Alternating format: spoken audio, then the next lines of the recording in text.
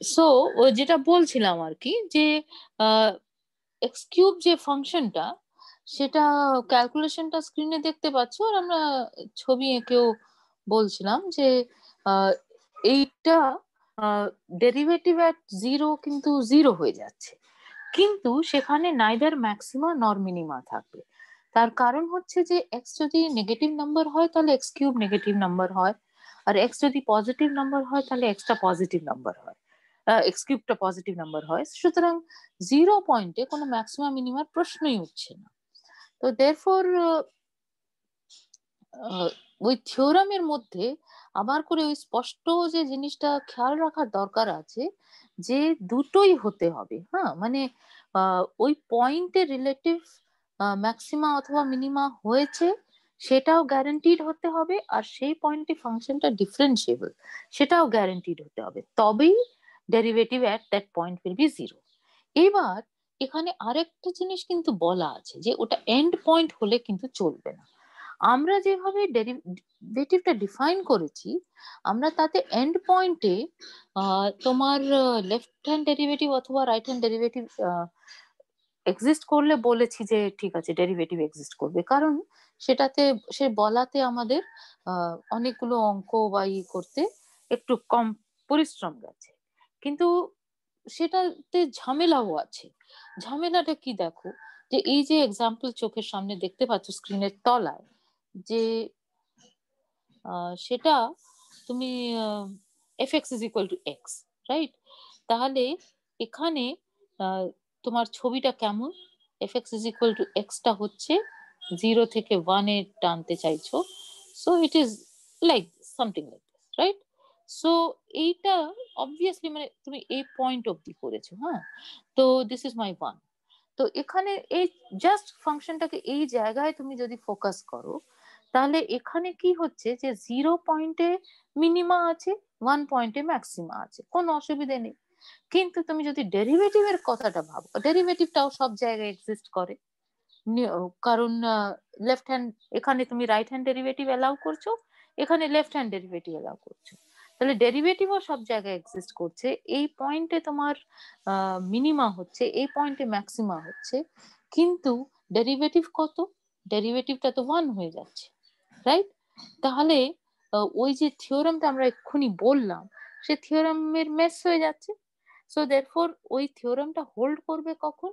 যখন শুধু মানে নন এন্ড পয়েন্টস, হ্যাঁ, মানে এমন পয়েন্টস গুলো নিতে হবে যেটা এন্ড পয়েন্ট নয় অফ দ্য ইন্টারভেল, সেইখানে যদি ম্যাক্সিমা মিনিমা হয় আর সেখানে যদি ডেরিভেটিভ এক্সিস্ট করে, তবে সেই ডেরিভেটিভটা জিরো হবে। তাহলে এটা একটু কিন্তু খেয়াল রেখো, যে এন্ড পয়েন্টে কিন্তু থিওরামটা ফেল করে।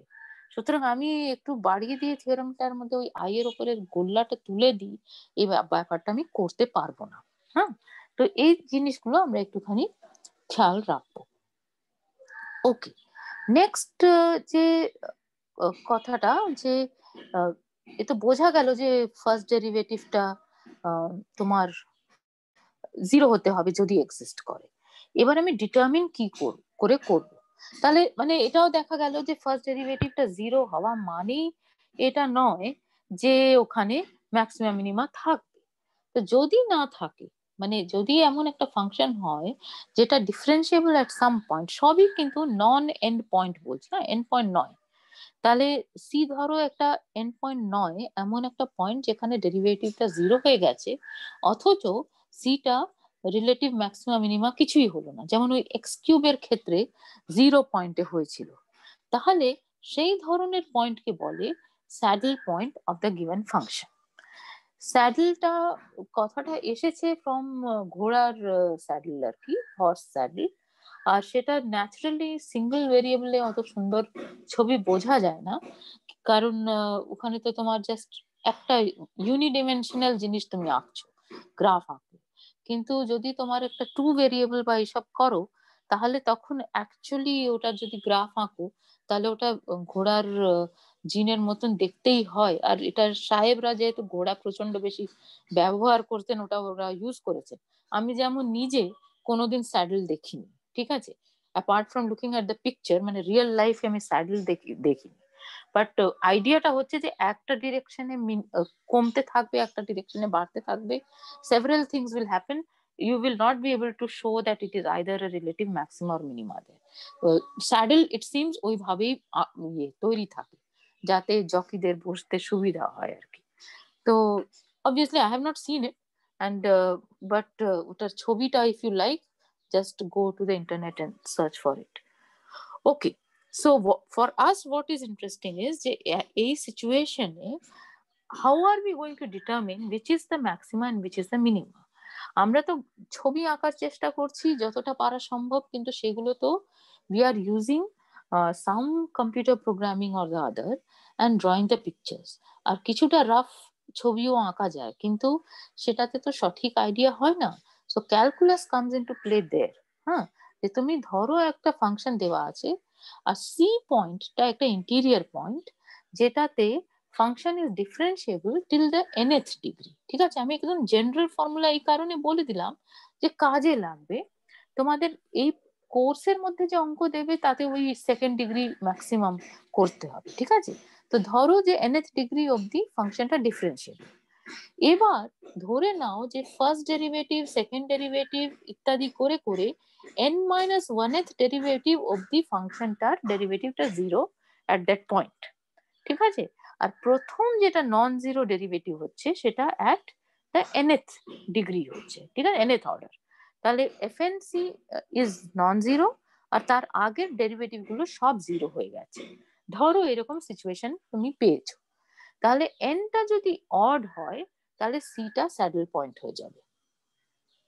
ঠিক আছে, আর ওটাকে সিটা নট এন এক্সট্রিম পয়েন্ট এই কারণে বলেছি কারণ এনটা 1 হলেও সমস্যা হতে পারে ইত্যাদি।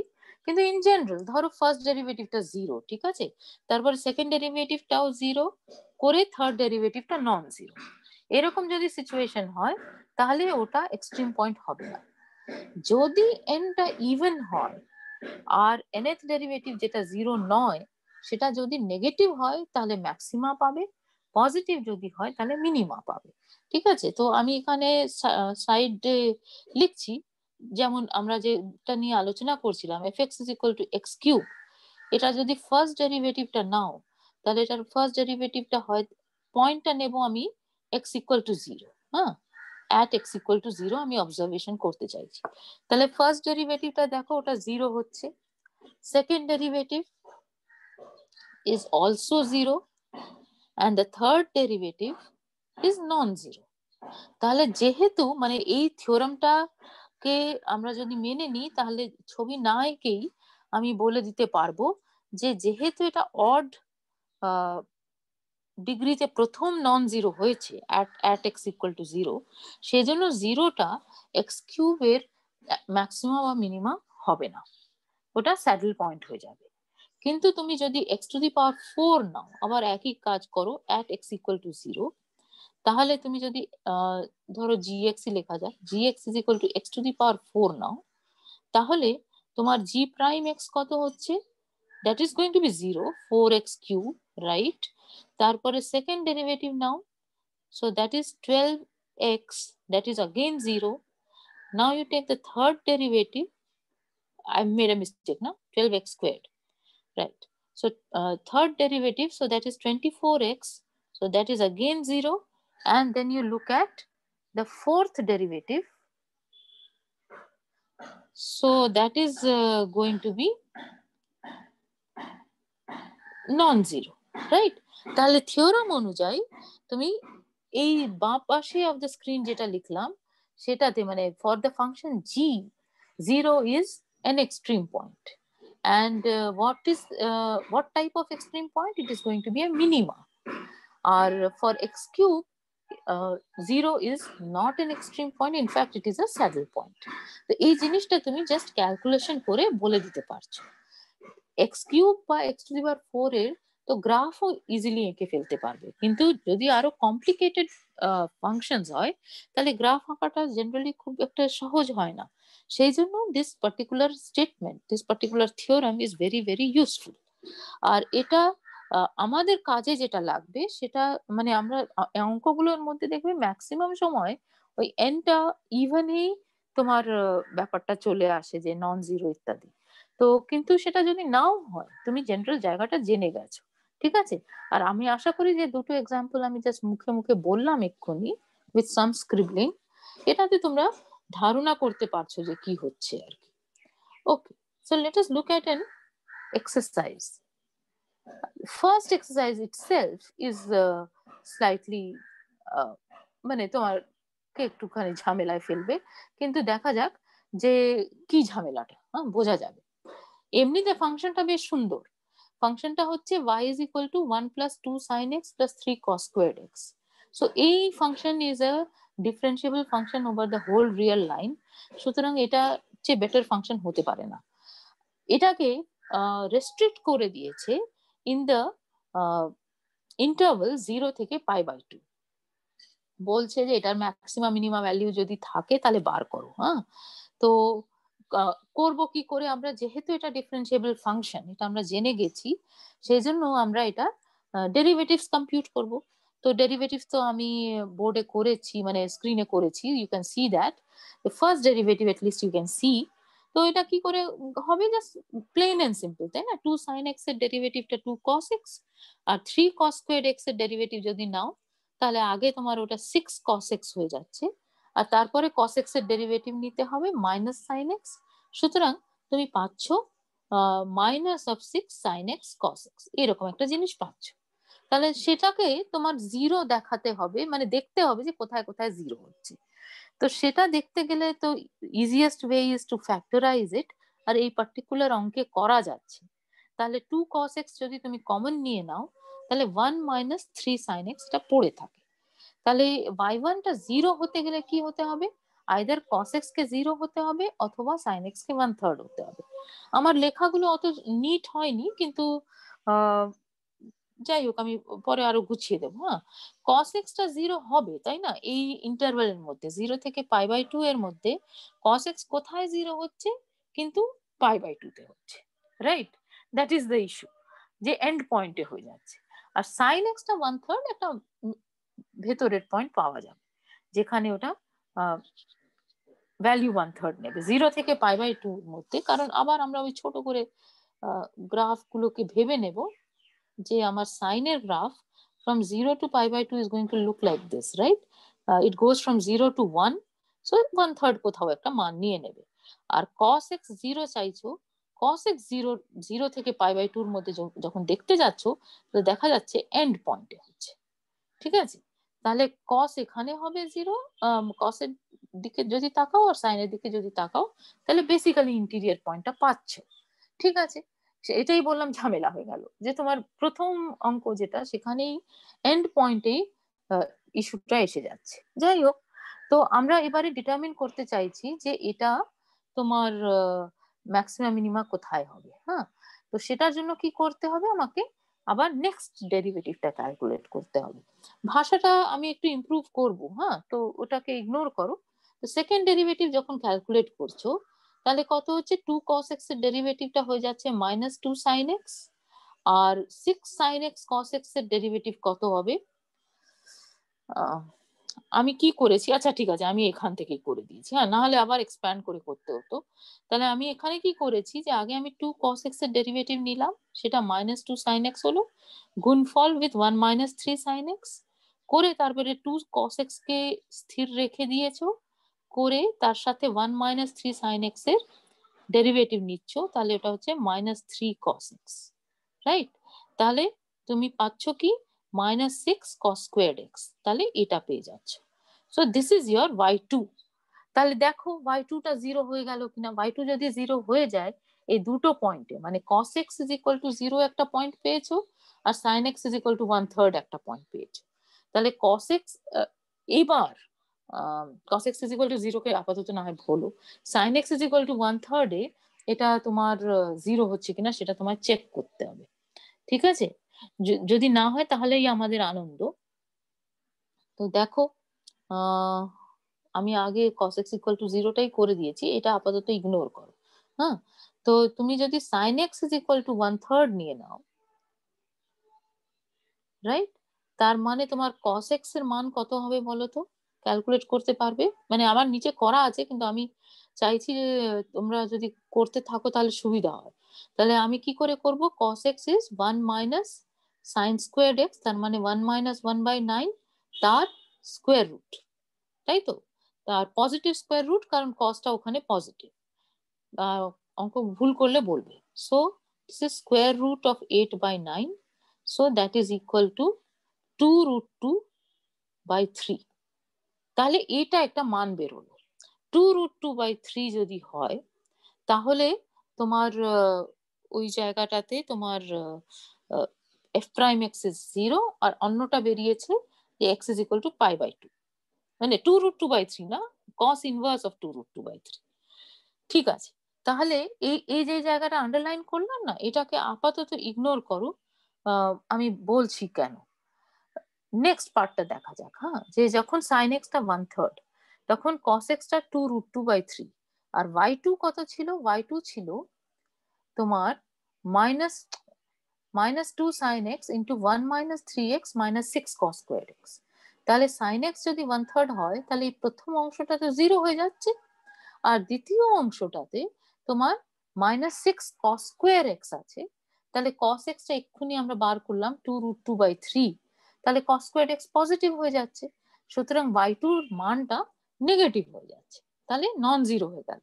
তাহলে কি পেয়ে যাচ্ছ? পেয়ে যাচ্ছ যে তুমি cos x যখন 2√2/3 অথবা sin x যখন 1/3, তখন কিন্তু তোমার ম্যাক্সিমাম ভ্যালু নিয়ে নিচ্ছে।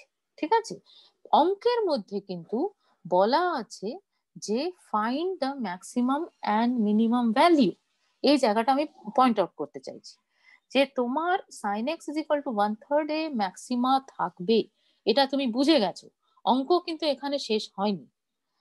sin x is equal two 1/3 হলে y এর মান কত হচ্ছে সেটা বার করবে, তবেই ওটা ম্যাক্সিমাম ভ্যালু অফ y বেরোবে।